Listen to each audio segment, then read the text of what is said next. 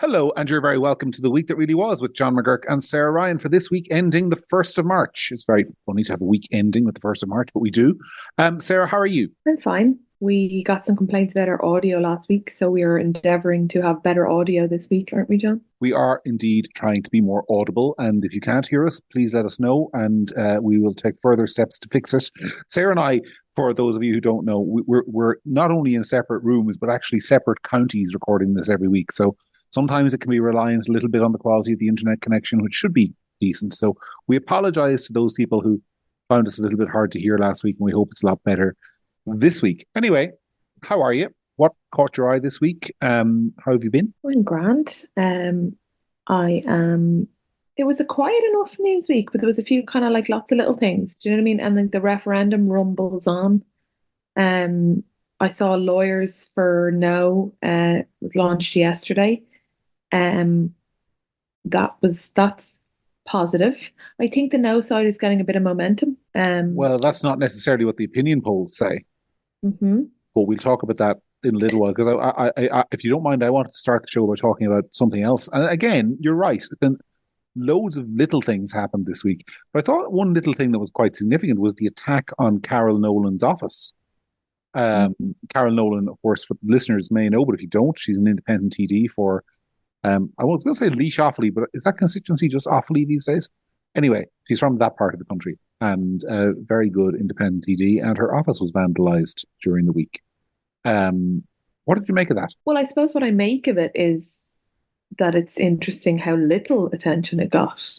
That that's the thing I noticed because I feel like if Carol Nolan was on, on part of If she was Holly Kearns, for example. exactly, I was going to say if she was part of the circle jerk of madness that is Leinster House popular gang, it would have been front page news across a number of papers, I'm sure, and she would have been interviewed, and everybody would have been horrified and appalled and clutching at their Yeah, I pearls meant or whatever. But so I noted how little attention it got. That's what I noticed, and it's more of the same stuff, isn't it? That she's not on the right side of anything, so she's not as important. I mentioned Holly Kearns specifically because we actually have like it's not a hypothetical. There would be loads of different coverage if it was Holly Kearns. There actually was a couple of weeks ago. Holly Kearns announced that she'd closed her office and wasn't going to take constituency clinics in her constituency because of perceived threat to her safety, and that got blanket coverage. That was everywhere. That was the end of women in politics. That was, another example of sort of the male-dominated patriarchy we live in, where women don't feel safe. And then there's an actual physical attack on a TD's office, and barely anybody notices it. Doesn't register, doesn't mention, doesn't merit a sort of condemnation from the head of government or anything like that. I thought it was another little insight, as you say, into the fact that there is a cool gang in the country and there is a not so cool gang in the country. And if you're in the not so cool gang, the rules that apply to everybody else don't apply to you. Is that a fair Yeah, summary, or am I being harsh? absolutely. And I think that as well, like that applies. What's even more irritating about that is that that applies, on things that are supposedly um, at the forefront of the, woke agenda, which is women and women in politics. Even when it's a woman in politics, it doesn't matter if Mm. she's not the right kind of woman. Do you know what I mean? It goes to the point I've made before, which is we always hear about women in politics. Never hear much about Margaret Thatcher, though. It's weird, isn't it? Oh yeah, I know. Well, she wasn't a real woman, of course. Yeah. She wasn't a You real never woman. hear Yeah, you never hear anything about Mary Hannafin or Mary Harney. Yeah, they're not the right kind. You know what I mean? or, Um, or, or even going back further than that, Maura Gagan Quinn, yeah, or various people before that. Being a woman in politics means being a progressive woman in politics. That's what they mean by it. And I thought it was really interesting to compare the reaction to the attack on Carol Nolan's office to the topic we were going to talk about in relation to the National Women's Council of Ireland and One Family getting loads of press coverage and ministerial sympathy from Roderick O'Gorman for turning off replies on their social media because some of the referendum coverage has been, some of the referendum interactions they've been getting have been a little bit too mean. Um, mm. so like there's a contrast there. But first of all, what did you make of that? Well, as I tweeted, and I wink, wink, big girls. Turns out big girls do cry. Um, it's like, first of all, you're supposed to represent everyone, and turning off comments during a referendum I don't think that's appropriate at all. Um, but at the same time, are you surprised? I'm not. National Women's Council of Ireland is the council for women who agree with us and support us, and nobody else. So they should just change their name and become a book club of Muppets who sit around, tell each other that they're wonderful, and actually don't address any issue ever that affects women's day-to-day lives in any meaningful way. They're pro men and women's changing rooms. They're pro men and women's sports. And they fell. The organization has fallen years ago. It's a joke. It's a joke to most women that I know, that I speak to, and it's just adding further hilarity to the situation. That, pardon the pun, they don't even have the balls to keep their comments on their stuff online. Well, I kind of hate playing the Conservatives or the real victims game, because we're all big boys and girls. But in this case, it's almost necessary to play it, because if you compare the replies that the NWCI or One Family get to their very bland, cookie cutter statements, to the kind of stuff that, say, my former podcast co-host before Yusuf Wabley replaced him, David Quinn, gets in response to his columns every week. And I certainly don't want to say that I make myself the victim, because mostly they bounce off me, but the kind of stuff that I get every week, or the kind of stuff that my colleague Fatima Gunning, who is a young woman making a career for herself in journalism, the kind of abuse she gets. And then to have the National Women's Council in Ireland do, oh, poor me, because people have questioned their funding. Who are you kidding? And by the way, these people are supposed to be an example for women in public life. You run away when the going gets tough. You whinge, you moan. But also, bloody sure, we're going to question your funding. Why shouldn't we question your funding? We're paying for it. Mm-hmm. I, as a taxpayer, are paying for this nonsense organisation to run a campaign that,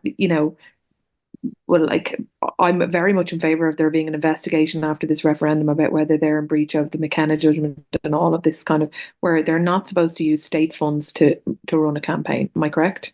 Well, the state is not supposed to use state funds. But they are the state. Well, that's the issue, isn't it? So, it's an organisation that is 95% funded by the state, and is the fact that taxpayer funding is going to this organisation and that money is then being spent on campaigning, does that count as state funding?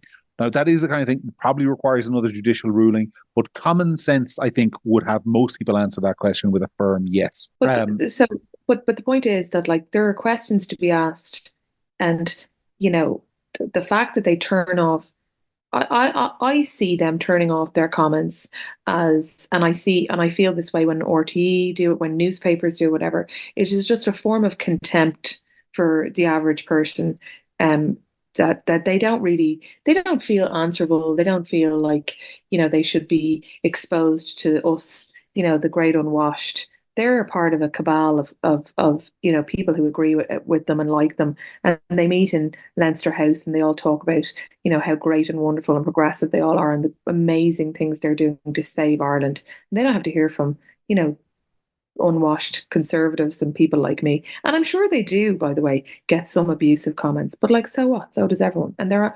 an organisation. It's not even one person. The thing about it is that and I said this at the Gript event last November that we held in the RDS, and it's a theme that I have, because I think it's the most true thing about Irish politics. And I saw another example of this today, in that the government is now proposing a new law to put a cap on the amount of money that you can win in a local GAA club lotto, because they think there's too much gambling going on in the country. They want to cap the prizes at $3,000. But it's right across the board. The people in positions of power in the country, in the Dáil and a lot of these NGOs, they just fundamentally don't like the rest of us. It is you drink too much, you eat too much, you say the wrong things, you think the wrong things, you send us mean replies on social media, you gamble too much, you drive the wrong cars, you don't recycle enough. We're going to make you take your bottles to the supermarket and put them in a machine to make sure that you're doing your recycling right, you imbeciles. Like it's a constant theme. I mean, it's like being given a camp, constantly told you must improve yourself by a troop of baboons. That's what living in this country is like. You're constantly being told that you must be better. And then you look at who's telling you must be better, and it's Roderick O'Gorman and Norma Foley and Moonshore Mihal Martin, and you just say, "Are we through the looking glass?"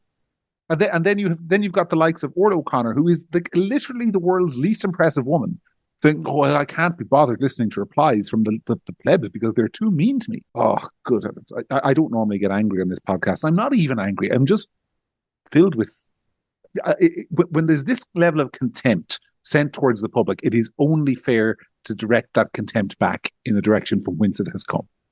And that's what it is. It is contempt for the public, and it should be met, I believe, with contempt from the public for these people in return. Yeah, I mean, I think that's fair. But I mean, luckily, it's if it was a relationship, it'd be a toxic relationship because, as you say, they think the public is X, Y, and Z. We're too fat, we're too stupid, whatever. But luckily, the feeling is mutual because I think the National Women's Council of Ireland is a joke full of absolute muppets who don't care about anything but themselves, who have a completely flawed view of what Ireland should be like, of what it's like to be a woman in Ireland, have absolutely no intention or concern about protecting the privacy, security, or career of any sportswoman or woman in Ireland. It's a joke. It's an absolute joke. I'd sooner ask Mike Tyson for relationship advice than I would ask the National Women's Council of Ireland to do anything for me. Well, I think Mike's sort of reformed now, isn't he? I don't know. I don't follow it, but I don't either. But I just, it's fair to say an example I draw on from often, as in like that. The idea that the National Women's Council of Ireland has anything to offer me or my life when they're happy for a biological man to be in the changing room with me and my daughter, they're happy for biological males to participate in women's sports, and they're happy for biological males to be in prisons with women. If that's what they actually think, and it is, well, then they're a joke, an absolute joke, and of no service to women, and they should be disbanded immediately. Yeah, that's perfectly fair. But the polls suggest they're going to win on this question. I mean, I hate to be the bearer of bad news, and I wrote a piece about this on Monday, and I find it sometimes when you write stuff, particularly for Gript, because I recognize, I'm not an idiot. I recognize that our audience, by and large, comes from a particular point of view, and they come to us for a point of view that they're not getting anywhere else, because they feel like we will at least represent their voice.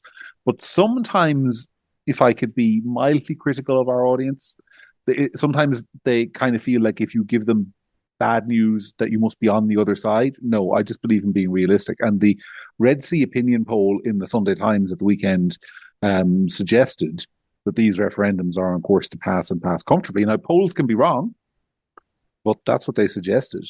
They suggested that it's about 4-1 in terms of people committed to voting yes versus people committed to voting no.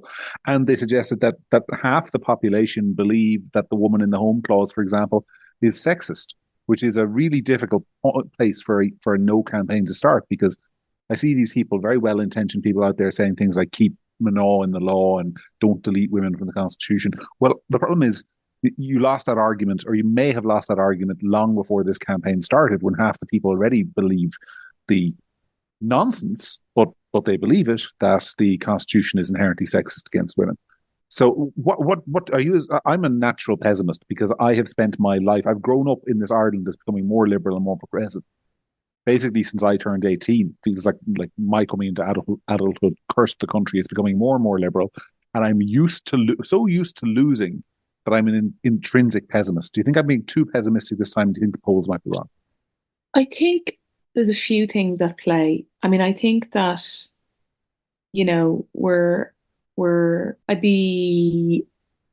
I have a different view on the two different referenda. So I think that the women in the home one is probably lost. I think that the durable relationships is still in play. I think that a few things there. I think 100% of people answered the poll and not 100% of people show up for referendums. So I think that the no side are probably more motivated for this one. There's not a good story about why to vote yes for either. Marginally better story. Yeah, take sexist language out of the Constitution. Okay, fine. But I think that there's not a good story as to why to vote yes on the durable relationships one at all. I think there's a building momentum behind now there, and because there's an inability to answer legitimate questions like the one we discussed on the podcast last week around durable relationships for people who are widowed and have children and don't and choose not to get married, and 100 other different things. And I think that the likes of Sinead Ryan and people like that coming out for a no vote is starting to I mean, people have all kinds of complicated lives.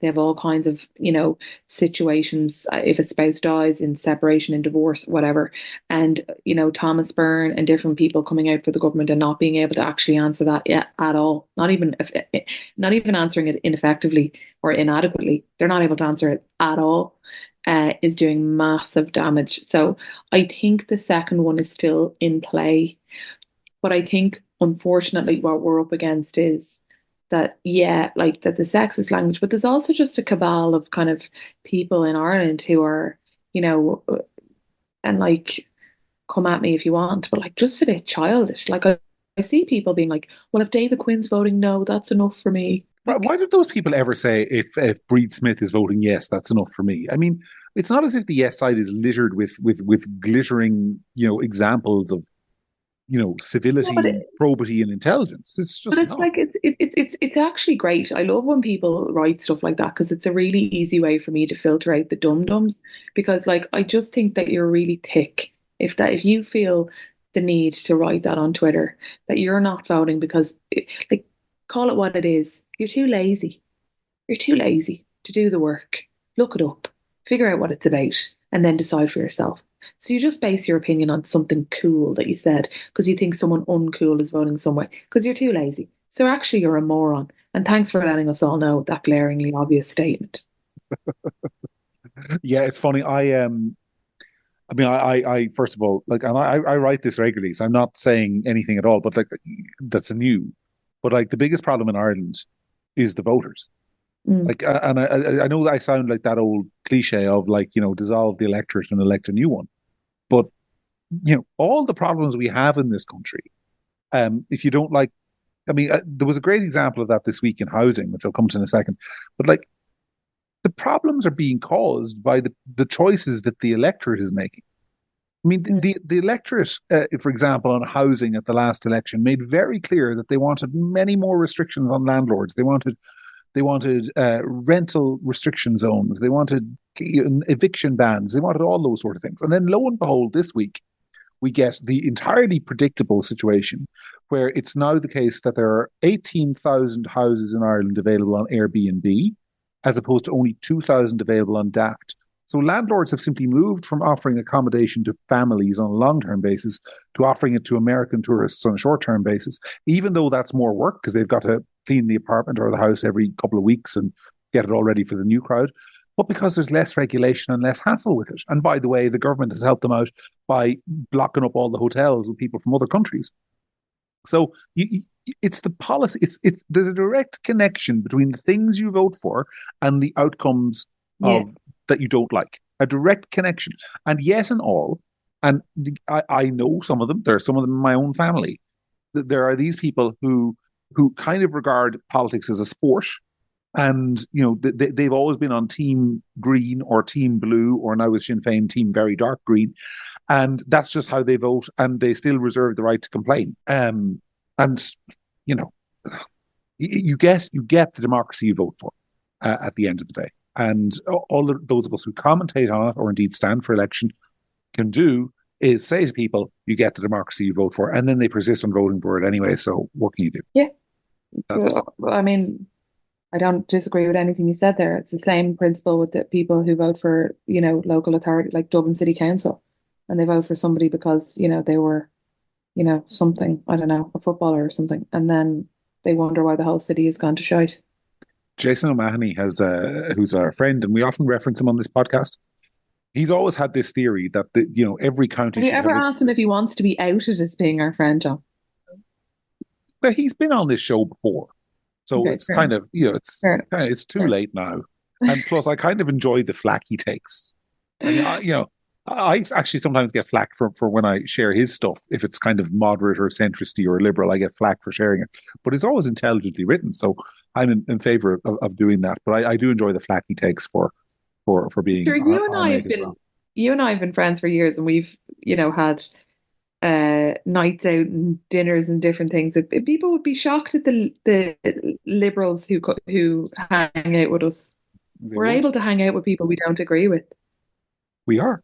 And then the ones who secretly tell us that they agree. That's always my favorite bit. But they couldn't possibly say so in public. But anyway, Jason has this idea that every county should have its own elected mayor, not because people would vote for really good people, but because he thinks it might help the voters learn the consequences of voting really bad people. Like, elect Richard Boyd Barrett as the mayor of South Dublin and let him implement his program on a local level and see how it works. Make Conor McGregor the mayor of Dublin City. Do it. And you know what? And to be fair, some of his ideas might work very well, and others, I promise you, might be utterly disastrous. But it would be a very interesting thing to do. Elect some GAA guy as the mayor of Hurler as mayor of Limerick County, and then elect somebody as mayor of Donegal who turns out to be brilliant.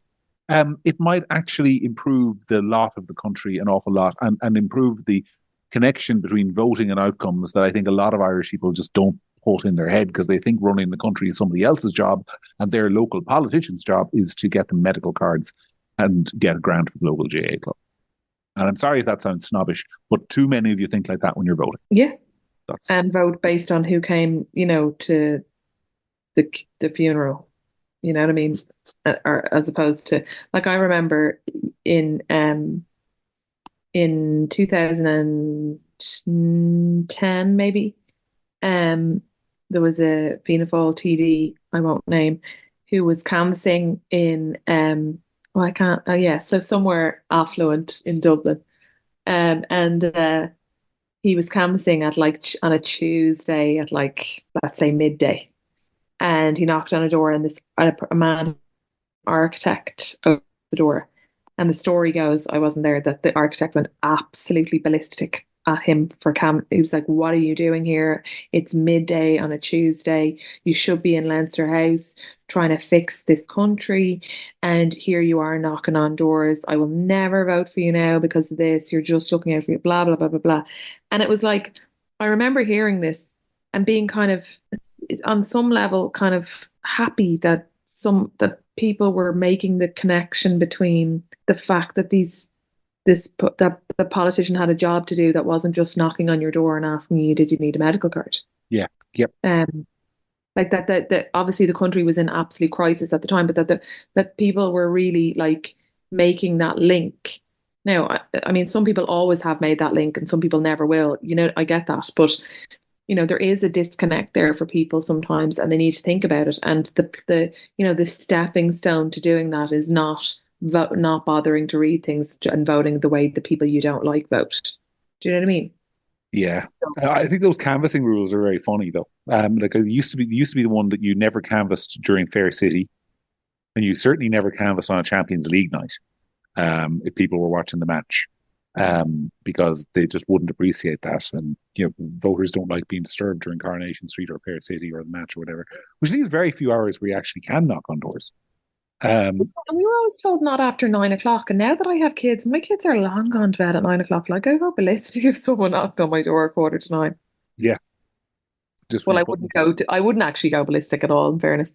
I'm always super nice to canvassers because I feel like once you've canvassed, you know what I mean? Like, I'm never mean or rude. Like, when I think back now on canvassing in the past, like, some people were really, really, really obnoxious.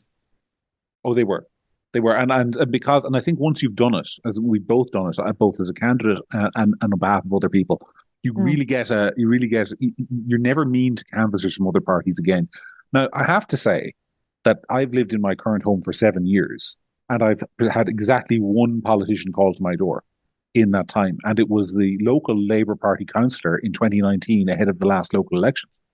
The only one to have knocked on my door or even dropped a leaflet in. Now, I am in a fairly remote rural area, but still, and my confession is, my dark, filthy confession, it meant a lot that she came, and she didn't get a first preference, but she got a lot higher preference than the Labour Party would usually get because she came and knocked on my door and seemed a perfectly nice person. Here you are again with your number. I gave her a number 7. Big. No, it was higher than that. I think it might even have been a number 3. But anyway, well, I live in Malahide, and I have to say I've had everyone knock on my door except Sinn Féin. Well, I can't imagine Sinn Féin does particularly well in the part of Malahide that you live in, and I'll say no more than that. I know, but I'd like them to come. I want them to come. Please come. And I still wouldn't be mean. Like, in fairness, like, I'd probably have a bit of crack with them. But I'm never mean to canvassers. And I think back now, and especially around 2011, like, I canvassed for Dara O'Brien in 2011, and Dara subsequently lost his seat in that election, as did everyone in Fianna Fáil in Dublin except for Brian Lenihan, and it was bad. I often wonder, did some of those people think back on their behaviour and think I might have been a bit over the top there? Well, some of it's performative too. Some of it is because they want to go down to the pub and tell all their mates that all the things they said to this politician who knocked on their door. And I want to say to because we'll have people listening to this who are maybe thinking of running as independents in the election, or or getting involved in politics for the first time.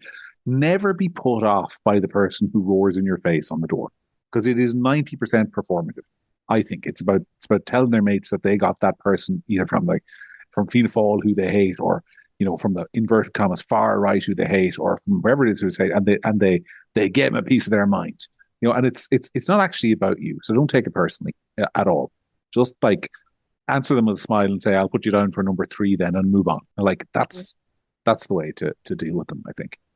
Yeah, but also if you're a person who is expecting canvassers on the door, really think about how, even if you don't agree with them, even if they're a party completely, you know what I mean? I make comments all the time about Labour or whatever. Never, ever, ever, ever, ever, ever, ever in this life would I be horrible to somebody from Labour who knocked on my door. No, but at the same time, just in case people are getting the wrong impression here, I do think it's important to be polite, but it's also important to be clear with people, because this is the feedback the political parties get. So if Fine Gael or Fianna Fáil knock on my door, what I'll be saying is, thank you very much for coming.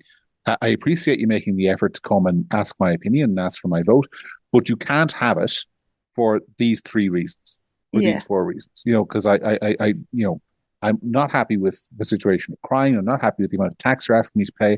I'm not happy with how you've handled immigration, and I'm not happy with how you've let the Greens run the government. And please pass that back. And that's what I'll be saying. And then I'll say, good luck with the election, but unfortunately, it's a no from me. But you don't actually need to shout in their faces. Just give them. I think that's more scary for them as well, because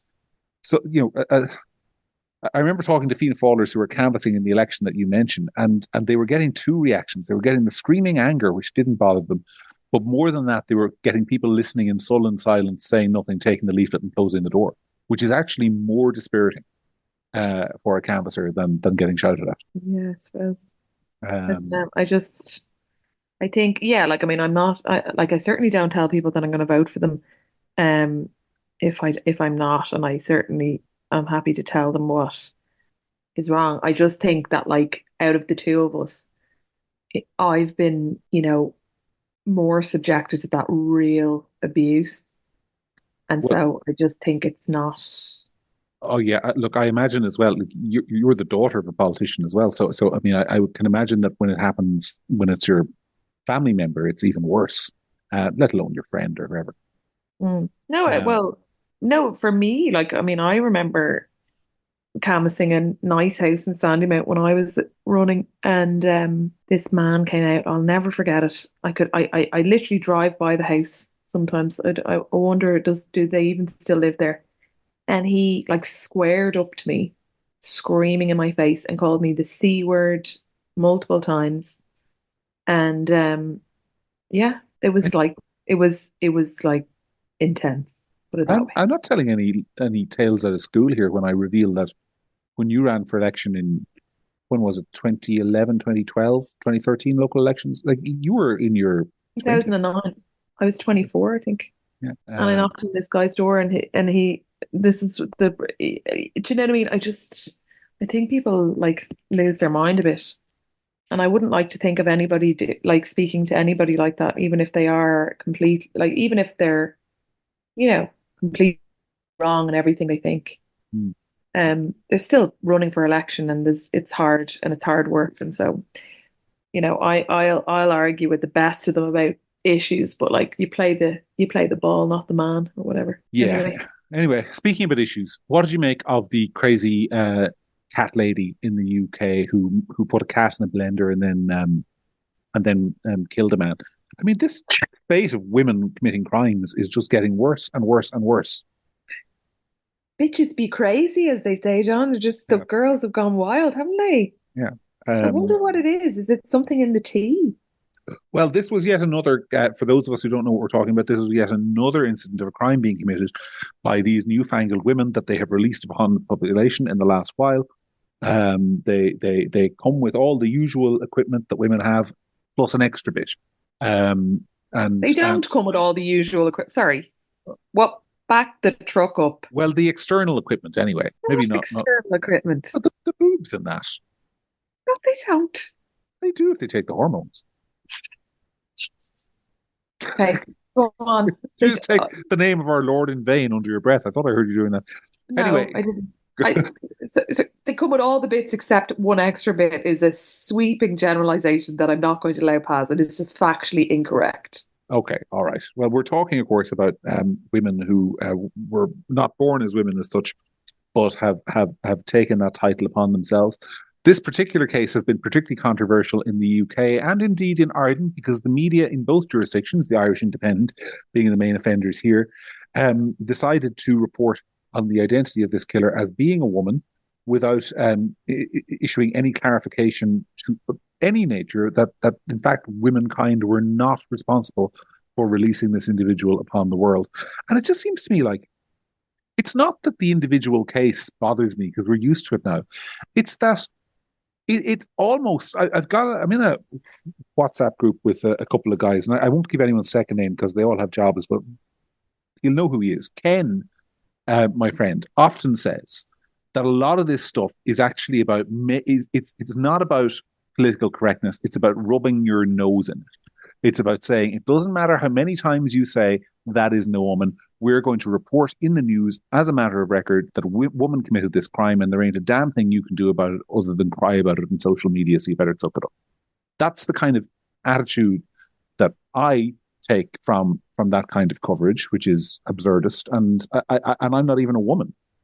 So I don't know how dispiriting it must be for genuine women to see psychopathic men being presented as women and associated with horrific crimes, not to mention stabbing the man. This person brutalized, tortured a cat and killed it by putting it in a blender. And they're being reported as a woman, as if they, went to an all-girls school age 4 when they absolutely didn't. Sorry, I just think in the interest of political correctness, we should also mention that she has a fragmented personality which also includes sometimes being a cat, and she meowed at the jury to show how she would interact with her friends. Yes. Just in case, I wouldn't want to offend anybody by leaving. I wouldn't want to offend the cat identifying community by leaving that out. As a woman,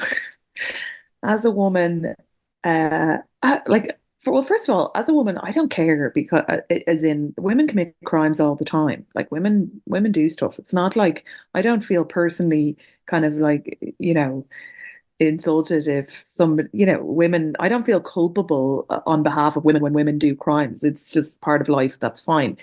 I think it's more that it's more that this person is, in my opinion, and obviously I'm only basing this opinion on the fact that this person clubbed a man back of the head with a vodka bottle and killed him, also blended up a cat, meowed at the jury or whatever, identifies as a cat and a woman.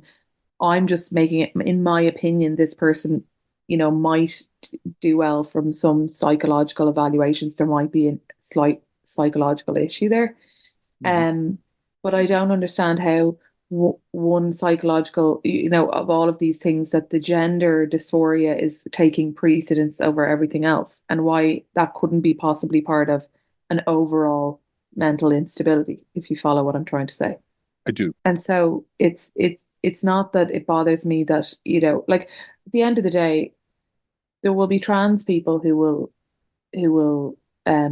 there are trans people out there. I think this is more, if you're legitimately a trans person, I think that you should be more offended by this than women, because it's making someone, it's leading with the trans part for someone who's clearly mentally unwell. Yeah, it's making that the most central part of their identity. Um, Exactly. Speaking of which, did you see because we've never really discussed this woman on the podcast, but you see that Irish lady basically she's the most high profile transgender surgery surgeon in the US.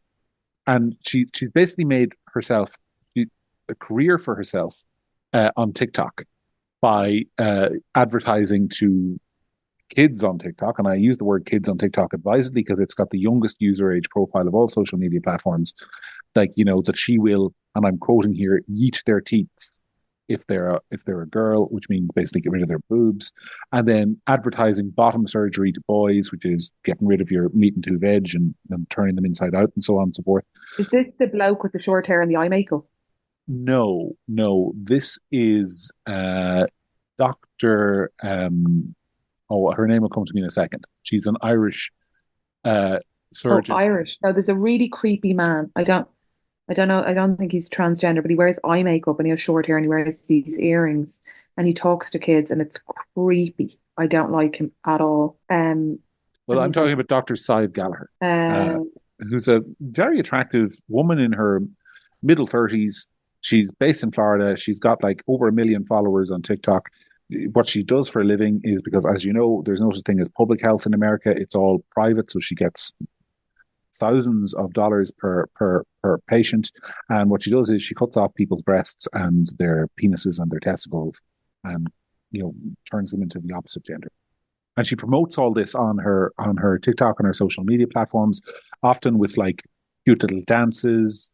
If you're familiar with TikTok, you'll know that like women doing cute little dances is 90% of the platform, and it's really kind of, it's chilling stuff. And she did this one this week where she was basically listing all the complications that you can have with bottom surgery if you're a male to female transgender person, including having to dilate yourself a oh couple of God. times, Yeah. a day because your Yeah. body has been wounded and it thinks it's trying to heal and you have to stop it from healing and so on and so forth. But like, that stuff should be illegal.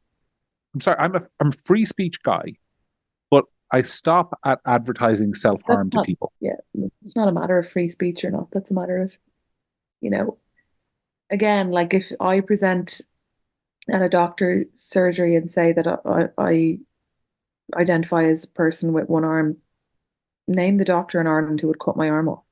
Well, exactly. This is it.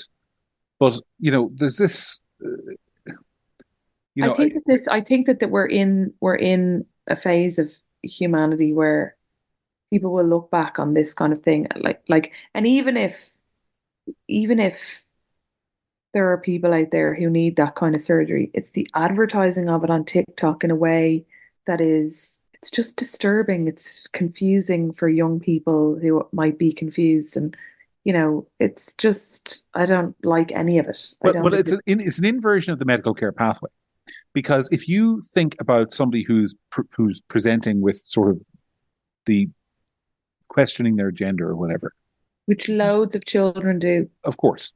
Well, there's a process you go through. You start with counselling. Um,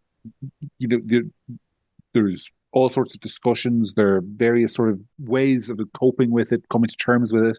The very last thing, even if you believe in gender affirming surgery as a possible solution, it's the very last solution. To a lot of young kids, it's being marketed as the very first solution or the objective, as in your problems will go away if you just don't develop breasts. Your problems But will go away.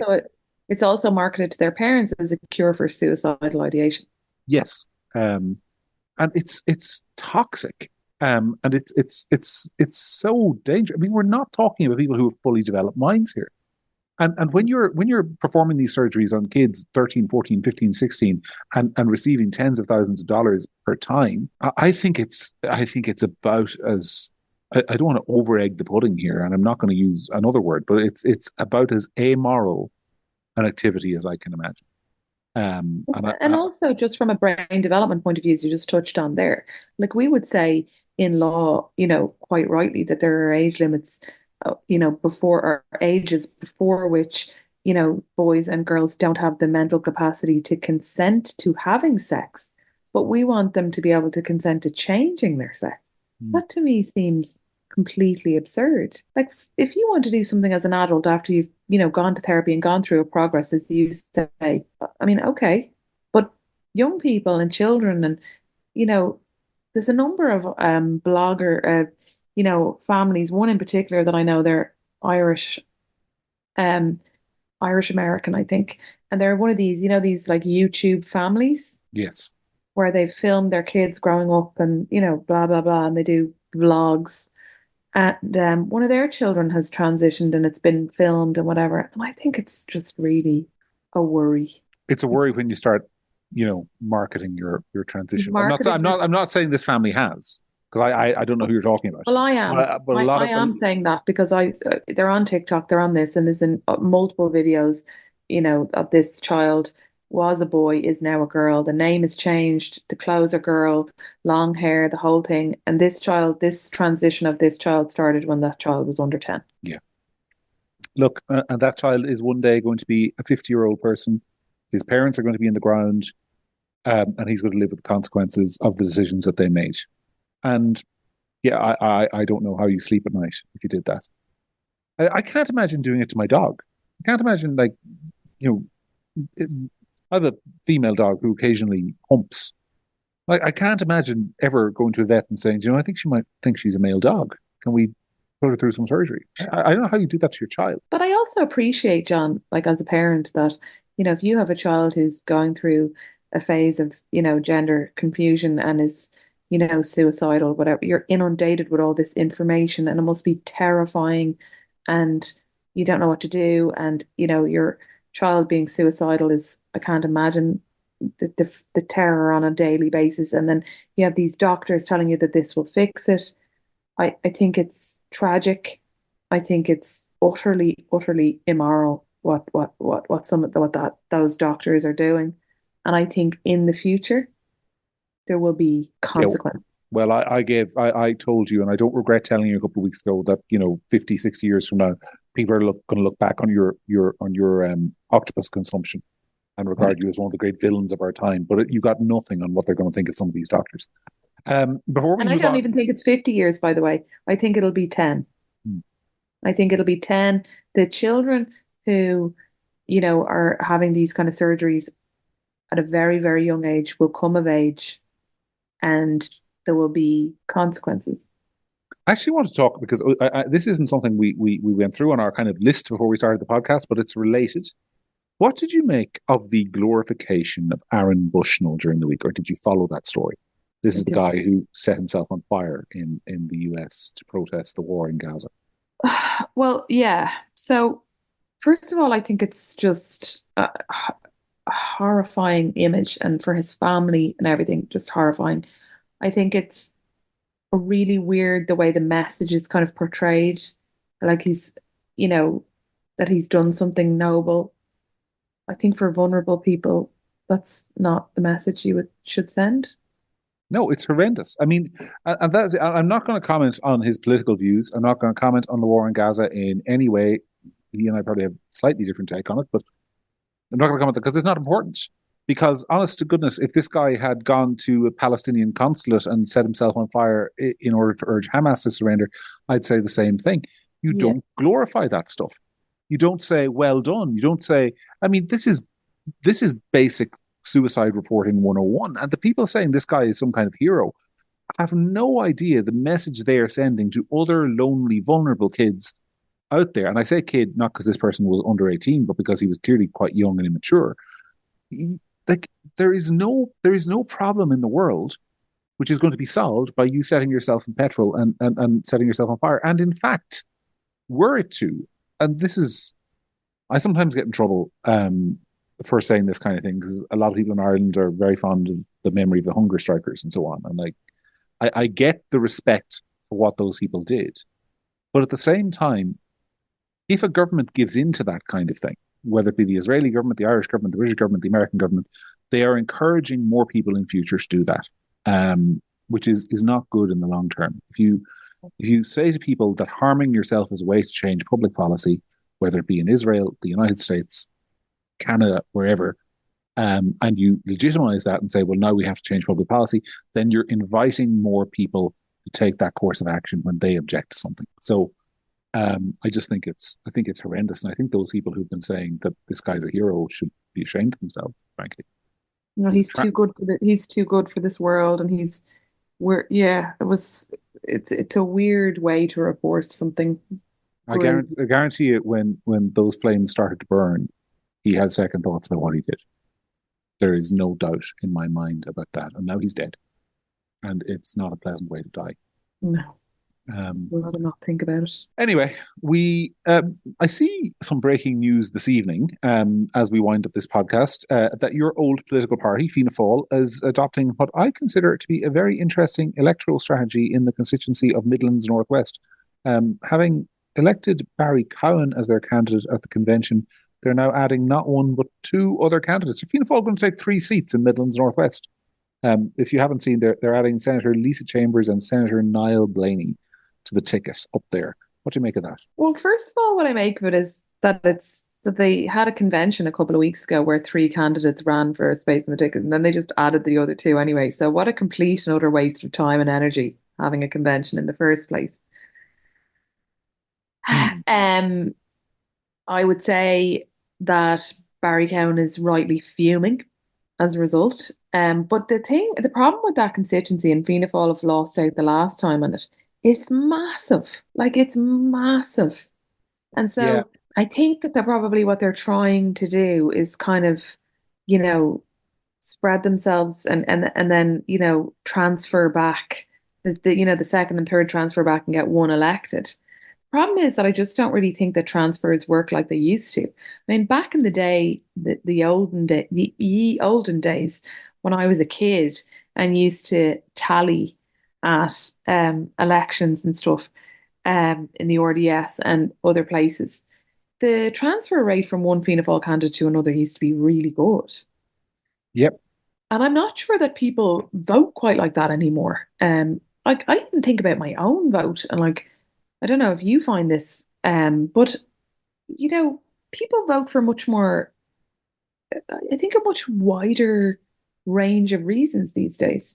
And I think they vote for people more. And I'm sure there's a lot of people out there, for example, and I wouldn't disagree with them, by the way, who really, really like Lisa Chambers, for example. She's smart, she's articulate, you know, I know her personally, obviously. We're not on the same page on lots of issues. We're on the same page on others, but she's a good person. She's a hard worker. I think a lot of people probably really like her, but that doesn't mean that they'd vote number 2 for Niall Blaney or Barry Cowan. And you know what I mean? And then there's also lots of people who really like Barry. I don't know Niall Blaney at all. I don't think I've ever met him, but I know Barry Cowan well. He's also a good candidate, so I'm sure there's people who'd vote for him, really like him, but not Lisa and all that. So I don't think that kind of inter-party thing happens as much anymore. And so I think that this could end up being a situation that blows up in their face spectacularly and they get nothing again. And I think that that strategy will be to blame. And I think Barry Cowan, who actually won that convention, should be rightly annoyed if that's what happens. Yeah, well, you should be annoyed if you're a Fianna Fáil member. If you're dragged to, I don't know, Mullingar, I don't know where the convention was, but let's assume it was somewhere in the middle of the constituency. So let's say it was in Mullingar, and asked to vote for a candidate, and then it turns out that your vote made no difference at all. It's kind of a metaphor for Micheál Martin's leadership in Fianna Fáil, really, isn't it? Well, absolutely. I mean, like, since one member, one vote was introduced, and they've had multiple conventions, and then they have the electoral whatever it's called, the election committee or the organization committee or whatever it's called, this secret committee of people who, if the members who all pay €20 a year to be members to get their one member, one vote, if they make the wrong decision, the electoral committee just undo it anyway. So well done. Well, for me, literally a microcosm of exactly what's wrong, which is that the members just get ignored anyway. well, for me, it's not. I mean, this was summed up in the abortion referendum. Mm. Like and no difficulty with I don't agree with the parties who campaigned for a yes vote, obviously, but they did and they won and so on and so forth. But there was a Fianna Fáil Ardèche about 3 or 4 months before that referendum, and the Ardèche voted that Fianna Fáil should oppose the referendum and campaign for a no vote, and Micheál Martin literally just ignored it and took the exact opposite position. Now, if you're a member of a political party and you pay your membership fees and you're told that the Ardèche is what makes policy or a convention is what selects candidates, like you're a mug. You're an idiot. You're giving them money to be ignored. And look, I don't think it needs me to tell people that Fianna Fáil's strategy to attracting voters over the last 15 years or so hasn't really. I mean, they've gone from 40% in the polls to 15% in the polls, so it's not exactly working for them. But they seem determined to stick with it. I think, if you want my opinion on this 3 candidate strategy, I think it's nuts. I mean, they may well get 1 seat, but if they just got everyone who says they're voting Fianna Fáil to vote for 1 candidate, they get 1 seat anyway. So obviously they're not confident that they can do that. I mean, you'd have to think that there's some kind of thinking behind it, that they'll dilute other people's votes by putting candidates in certain constituencies. And maybe that's a strategy, but I think it's an unusual one. I don't think it's necessarily, completely outlandish to have 3 candidates if it's a thought out strategy, but I don't understand why you bother to waste everybody's time having a convention and make a mockery of the whole thing and the candidates, and the fact that the candidates rang people and canvassed for that convention, did the tea and biscuit circuit, I'm sure, rang delegates all over all of those counties and did a big, huge, tour of the place to try and get elected at a convention. And then just to be for the 3 of them, the 3 people who ran the convention to all be on the ticket anyway, seems like a complete joke. Yeah, it is. Speaking of that constituency, Luke Ming Flanagan got some great news during the week when his former assistant, Diarmuid Hayes, was convicted in a Belgian court of sending the infamous tweet about another former candidate in that constituency, Saoirse McHugh. So that was, I think, for Luke's re-election prospects, probably a well-timed court case. Well, I have to say, I'm one of the people who have to suck eggs a little bit on this, because I thought that his initial kind of, oh, it wasn't me, it was the one-armed man kind of vibe was funny and laughable, and it wasn't him.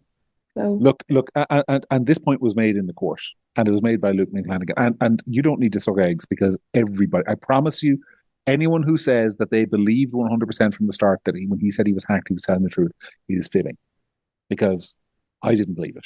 I wrote a piece in which I was very careful to leave open the possibility that was true, because that was just the prudent thing to do. But I'll be honest, I didn't believe it. My private view was that this was what every politician says. And he said that in court. He said the reason this was so damaging was when he said he was hacked, he knew everyone would believe that that's just what politicians say when they've been caught doing something embarrassing.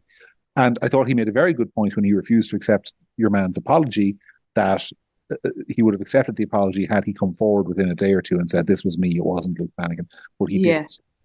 He didn't. Yeah. He let it lie, and he let and the other thing is, he made another very good point, which was that the damage to him was one thing, but the damage to his kids and to his family and potentially to his marriage or relationship, like it was a really dastardly thing to do.